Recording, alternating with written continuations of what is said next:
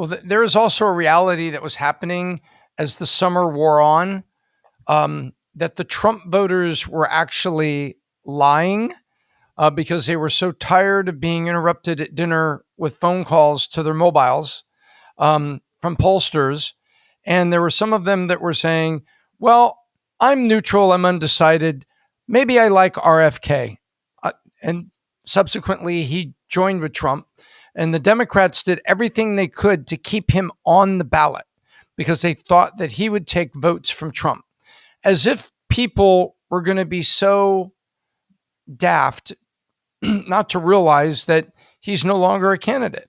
Mm-hmm. And so we saw that as kind of a form of dirty trick that was happening with him. But what was very interesting is the independent and conservative voters. The polls for some of the more reputable ones look closer, and they look back at it. And these are reputable pollsters that believe they tried everything they could to get an accurate poll.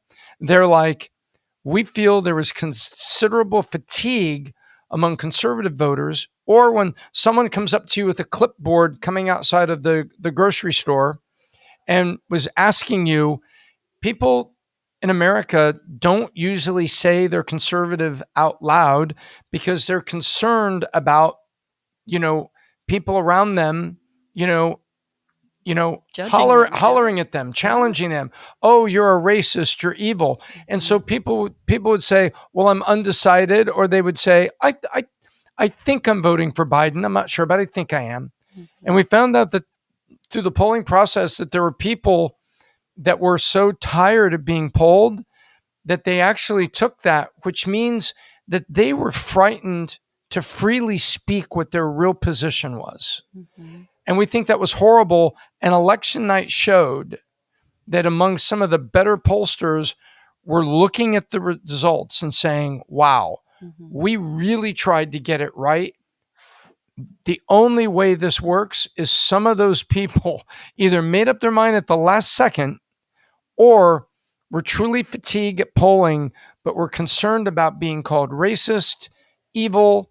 If you're a conservative, you're somehow really bad. Oh, yeah. The amount of people I've had who reached out to me during the time that Tom and I were working on the election, people I've known my whole life, some of them from Australia, but also people from the US. I've been here nearly a decade now, who were like, I agree with everything you guys are saying, but I could never say it myself. So you'd be surprised how many people are actually conservative. And it's so amazing to see the shift now where even in liberal strongholds like California, Hollywood Boulevard, you couldn't walk down the street with a MAGA hat on before. You would literally be accosted. People would throw things at you. But now things are definitely changing. It's really good to see. The world can see it clearly because American football, NFL football, American style football is popular around the world in certain cities. And you've seen the players doing that Trump YMCA dance, and they're not getting shouted out by the commentators. And the NFL league overlords are not telling them to stop. It's because the reaction is too big. And so you've got Hispanic football players, black football players, white football players of mixed origins that are out there. And you've probably seen them on these weekends doing that little Trump dance that he does, mm-hmm. When they play the YMCA song. People all over America doing that little dance. Yeah. Well, you know what they're saying? They're saying they're free to dance. Mm-hmm. And tell all of your viewers in Australia, sir, Americans feel free to dance. Yeah.